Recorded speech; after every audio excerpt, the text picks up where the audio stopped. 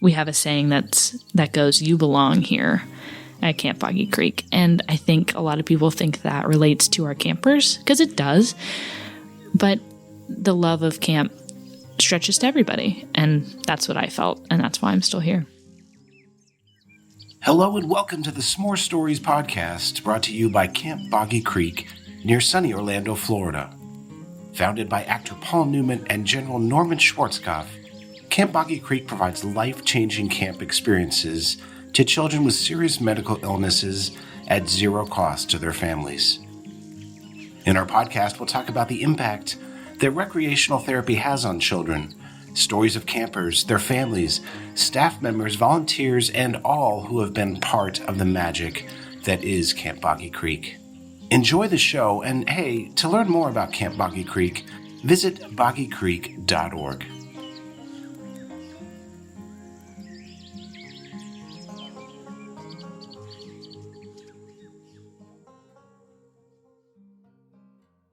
Hello and welcome to S'more Stories. I'm Elizabeth and I am going to be your host today.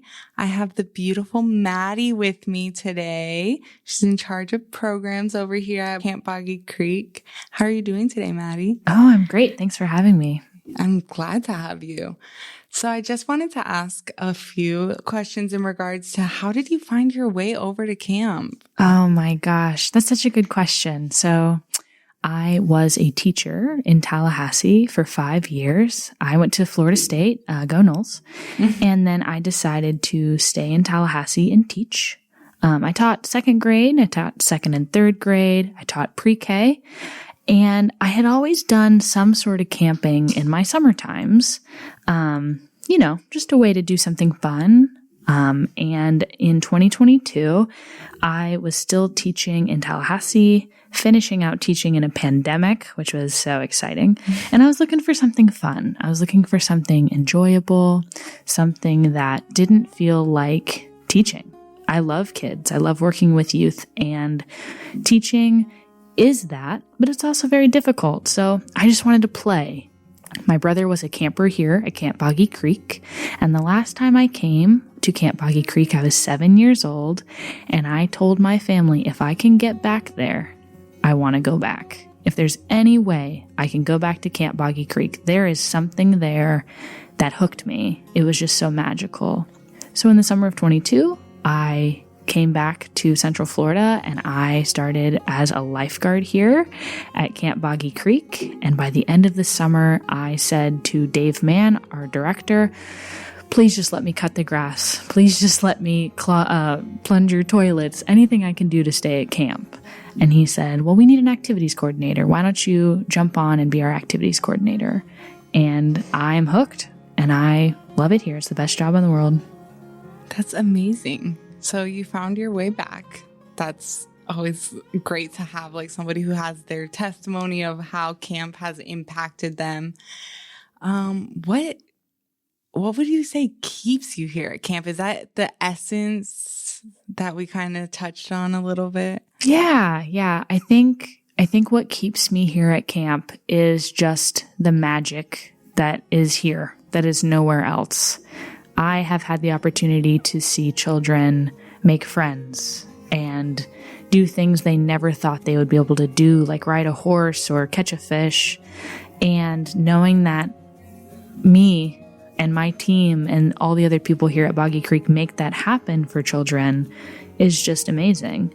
It's so fulfilling. It's playing with kids. It's inspiring them and helping them feel inspired to do whatever they want to do and just be a kid. And that is magic. And it's just what keeps me coming back day after day, summer after summer, season after season. Yeah, that's amazing. Would you say you have a I'm in the right place moment, like specifically like you were sitting somewhere or something along those lines where you're like, oh yeah, I'm definitely back in the right place? Oh yeah. This is definitely, I think, what I was made to do. I can remember in the spring of 2022 when I called Kimmy Lamborn, our director of special events, and I said, hi, you don't know me. Do you need lifeguards? She said, oh boy, do we. So I came Love back. Kimmy. Yeah, she's so great. Oh my gosh, she's so great. And And I got here and I said, listen, Kimmy, I've been doing this camping thing before. I don't want to stay overnight. I just want a lifeguard and I want to go home. And in that moment, she looked at me and, she kind of winked. She's like, sure, Maddie, you just want a lifeguard and go home. We can do that. That's fine.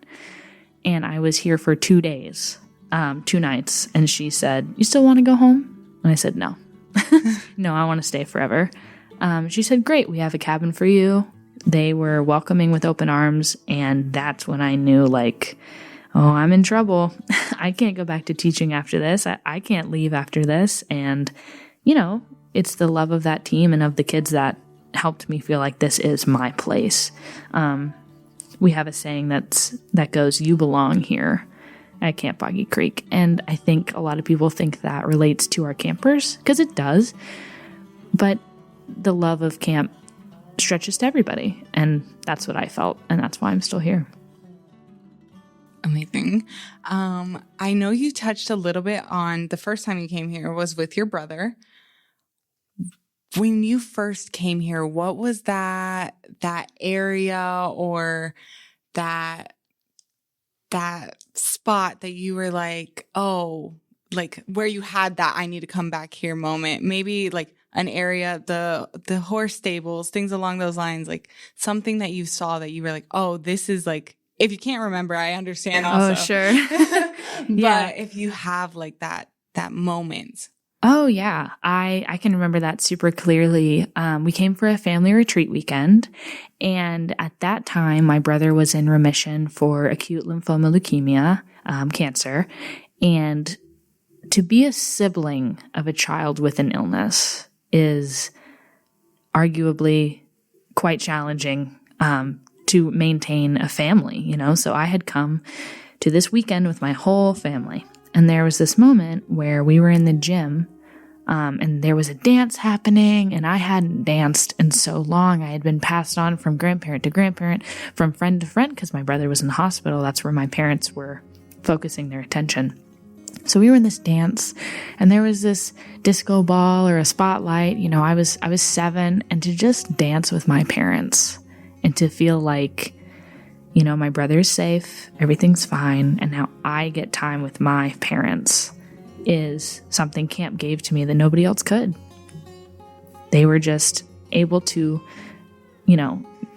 let my brother play and have fun with his friends and then say, okay, we have a daughter that needs us too. And that didn't happen ever in that period of our lives until we came to camp. And it helped me see that the siblings are cared for too. And now I also get to pay that forward with the siblings that we serve in the fall and the spring. Serious illnesses affect the whole family.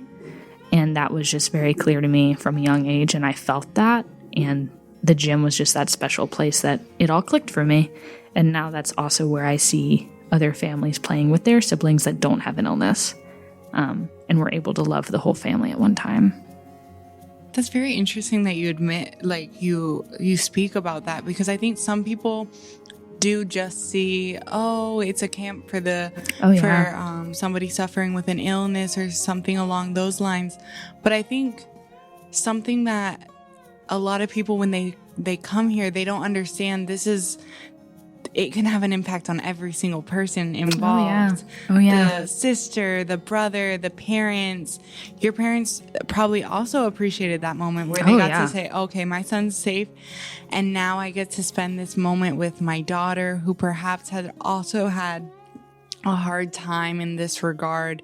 And I get to have that experience. So that's amazing that you have that testimony and you were able to share that with me. Oh, yeah. Because, I think sometimes that can get lost, and it's amazing that camp was able to provide that for you and provide your parents with that as well. That moment. And even your brother, like I know that a lot of patients who are, they know perhaps that they are causing or can feel as though they are causing a strain on a relationship, and they hold that guilt. I find it amazing that camp offers them that opportunity that, okay, yes, I'm free enough that like my sibling can also feel free, and my parents can also feel free. Yeah. Because it's never a guilt you want anybody to harbor also. Oh, yeah. Because it's not dependent on them. It's a situational thing. And that's amazing that everybody got to feel that great experience of just, like we're all seen. Yeah. Your brother probably felt seen and felt heard and safe. You said the word safe. Oh, and that stuck with me. Everybody in that moment, it was that moment of safety. Like, I know you guys can't visibly see it, but when you said safe, you literally, like, your shoulders dropped, you relaxed. Oh, yeah. It was just, camp provided that safety. Yeah. And then it found you again later down the line. Oh, yeah. And once again, it's providing that safe space and allowing you to help others have that safe space. So that's amazing. I absolutely love that. And I thank you for sharing that testimony. Thank you for your vulnerability there. Oh, sure. So what is that? What's a program that you feel as though might surprise families when they get here? That's a great question. You know, I think where I see children making the most connections, which then shocks families, is the pool.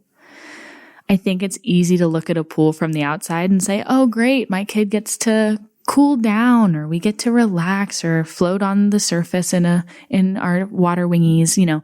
But that's really where a lot of connection happens. And that's part of our mission, right? Is helping children find other children like them. And I have a story about that if we have time. Yes. Of course.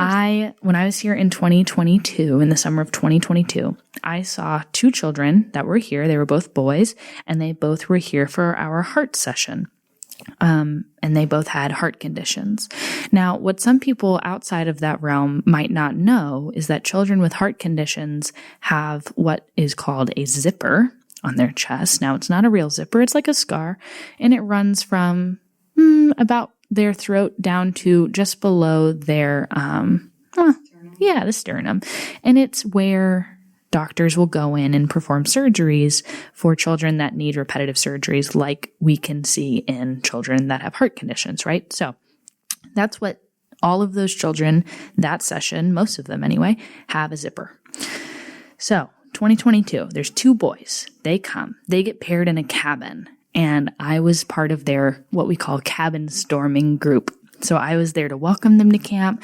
Oh my gosh, welcome to camp. What are you excited about? It's going to be so fun. One boy saw another and said, hi, do you like race cars? And the other boy said, of course I like race cars. So the first boy said, well, we're best friends then. The next day, do you like pepperoni on your pizza? Ew, no, gross. Oh, me either. This is why we're best friends. And they were best friends. Like, from that moment of, do you like race cars? Do you like pizza? Do you also get a top bunk? Oh, is your Boggy Bear red as well? Oh, we're best friends. All these things made them best friends. So then they went to the pool, and I was a lifeguard, so I got to see this as well. And they get to the pool, and they already know they're best friends. They're just going to the pool. And they went into the locker room, and they came out on the pool deck still wearing their shirts. They had never been to camp before. So their counselor said, hey, boys, if you want, you can take your shirt off and go swimming.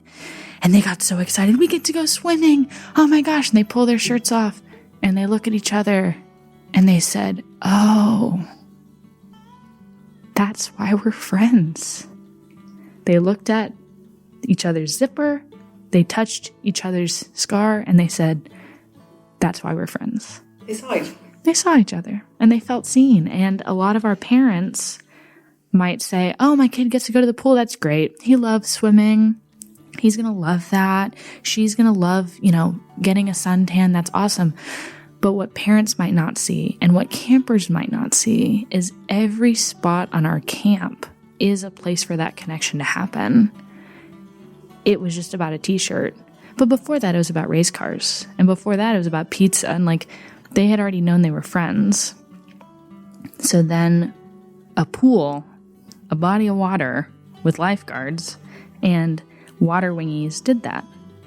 And so that's, an area that I think is really special, but I really think every area is special because that can happen at the barn riding a horse. That can happen in the arts and crafts gallery using adaptive paintbrushes. That could happen anywhere. And that's the magic of camp, I think. Yeah. It's that connection. I spoke about it a little bit in the last few podcasts, but that level of connection that you get here as well. And I genuinely, these gates have magic. I say it every time, no matter what I walk like in with, the minute I get through that gate, there's magic here. It's fantastic. There is magic. But I do always like hearing those stories about specific spots. I know I walked into dining hall with Tom when he gave me my first little tour, and I was like, oh, this is the magic for me. Yeah. So, and then everybody's testimonies in regards to that have been amazing as well. The pool, the facilities are amazing over there. Safe and clean. Allowing people, I touched on it a little bit, but to feel seen. There's you can tell everything's well thought out. There's very seldomly, if any, a chance where I think at camp there isn't a possibility for anybody to experience a pool or experience like anything here. Yeah. Like we talk about archery, riding a horse for the first time. And I think it's amazing that like they feel seen. Yeah. There's no... Yeah. Here, there really doesn't, very seldomly is there oh no, that's impossible. And I think that's what's amazing too. Let's see how we can do that. Let's see how we can get that done for our campers so that they get to have these experiences that perhaps we could take for granted. Oh, sure. Like, I mean, there's so many things in the day-to-day that we literally just say like that's the normal, and for them it's everything. Exactly. And that's one of the best parts of my job. You know, as the activities coordinator, my job is to make sure every child can do everything. We have such great adaptive things that we've built at camp to not only allow campers to do that for the first time, shoot a bow and arrow for the first time, ride a horse for the first time, but we also have things that help children do it year after year after year. When we serve specific illness groups like spina bifida, we change the tables around because we want them to still feel that magic. When we serve children with sickle cell, we change the temperature in every building to make sure that it is adaptable for them so they don't have, they have less likelihood to have a crisis. We do everything we can and think it forward, and we ask our campers, like, hey, what do you think about this? Was this easy for you? When we have built adaptive archery equipment, we will use it with our campers that maybe they only have one limb. Maybe they don't have hand strength or dexterity to pull back the bow and arrow and the string. So we've built technology for them to do that. And then we'll ask them, how did that feel? Does that feel good to you? Do you want to try again? And we do everything we can to make sure they are still enjoying what they're doing. Yeah, and they come back. That level of adaptability and receptiveness to hearing critique in any regard and literally internalizing it and saying, how can we be better? How can we do more? I remember talking to even Dan about it, and he was like, I want everybody to find a home here. Yeah. I want anybody who walks in here to feel seen, to feel validated, to feel accommodated, every single one of those aspects. I want anyone and everyone. That's the goal here. Anyone and everyone to just walk in and feel seen, heard, valued. Yeah, we want everyone to feel safe, respected, and loved. Yeah. Whether they're a camper or not.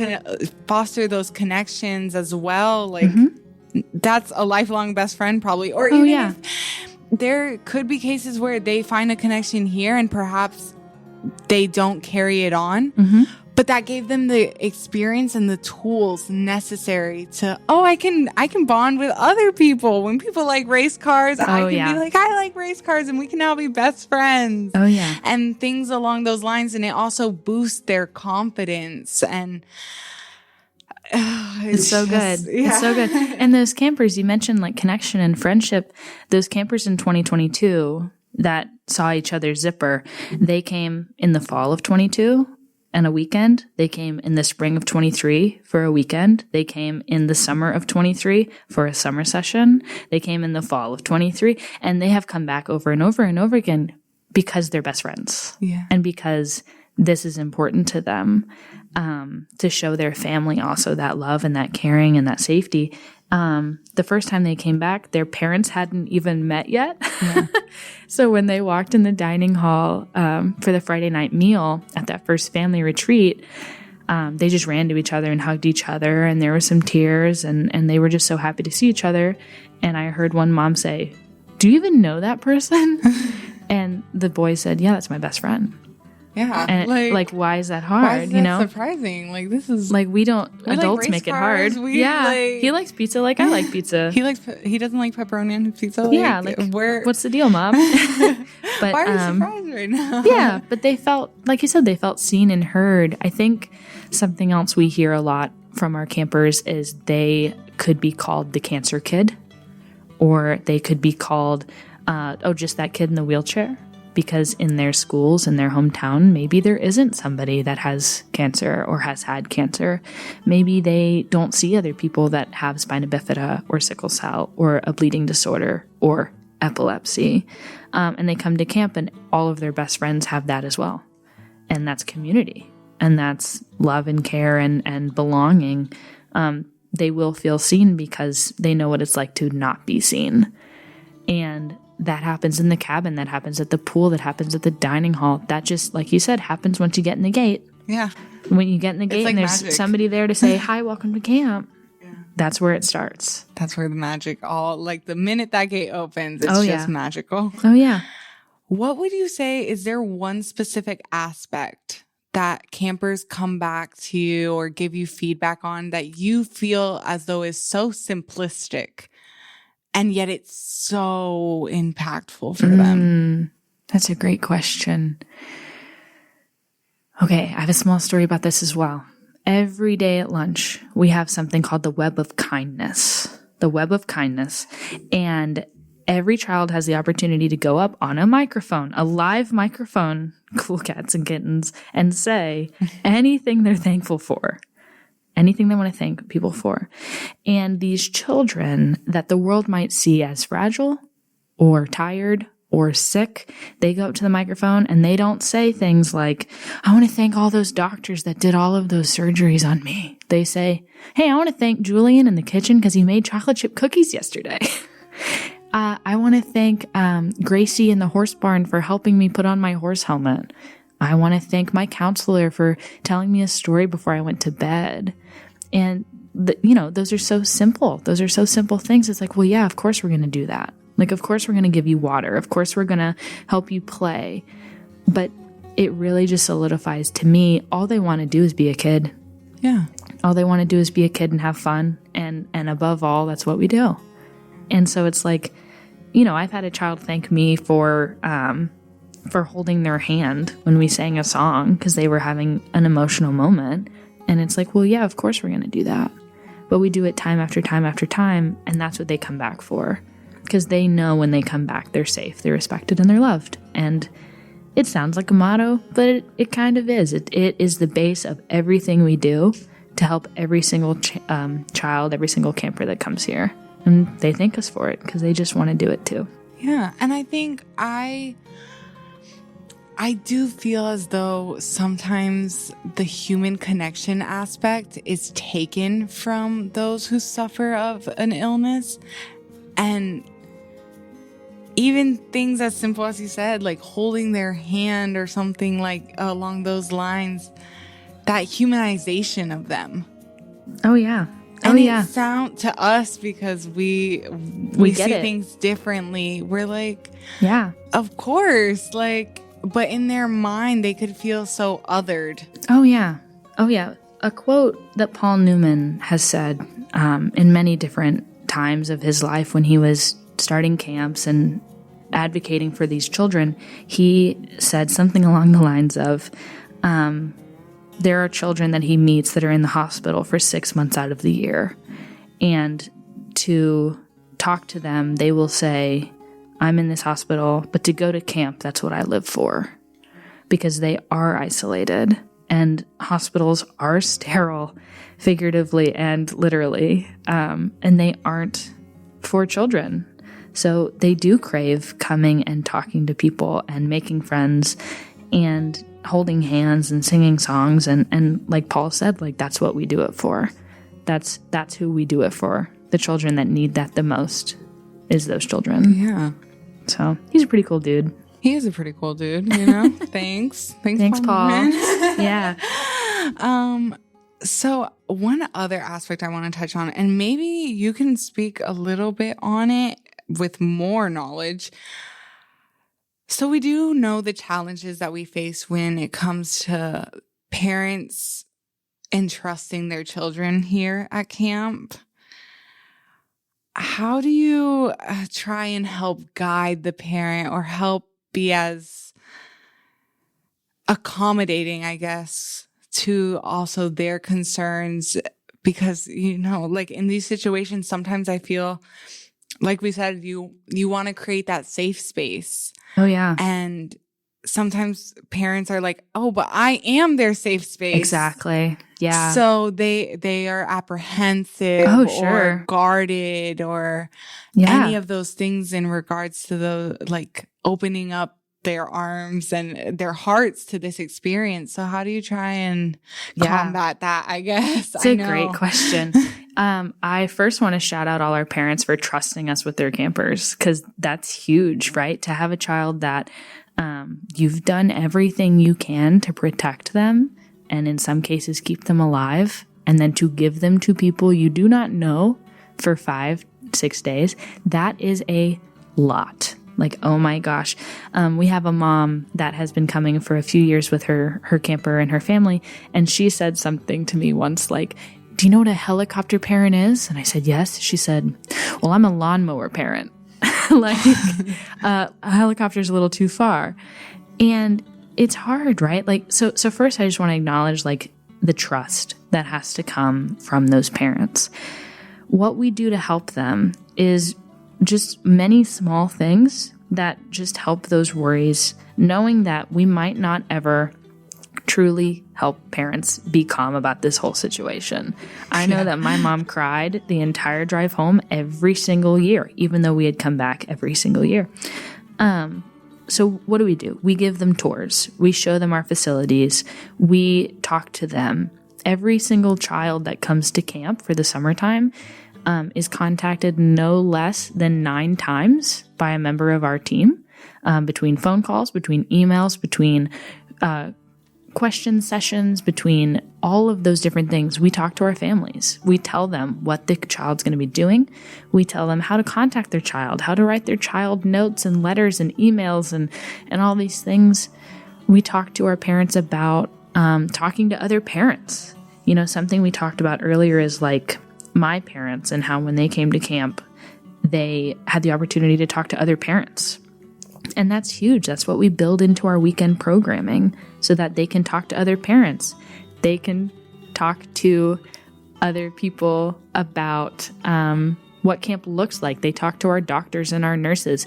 We make ourselves as easy to talk to, like open for any question, any consideration as much as possible, because we know that it is scary.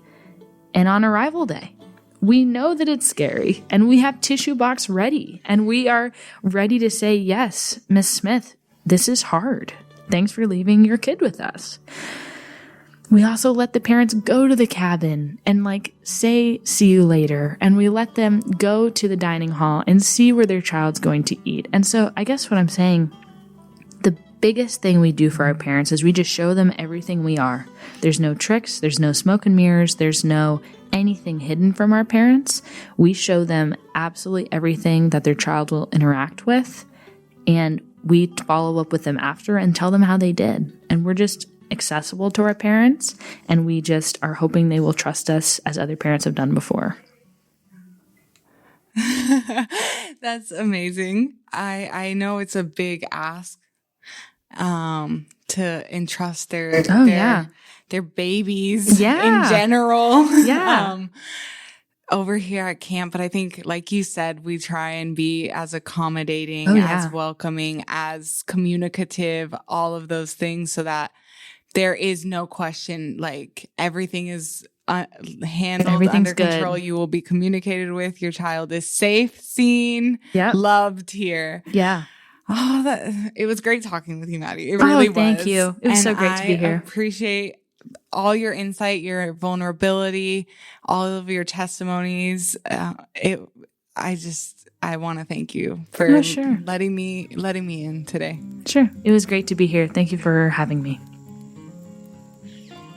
Thanks so much for listening to S'more Stories and for sharing this podcast with a friend. To learn more about Camp Boggy Creek and its year-round programming, ways to get involved, or ways to give, visit boggycreek.org. Thanks again for listening and for sharing the magic that is Camp Boggy Creek.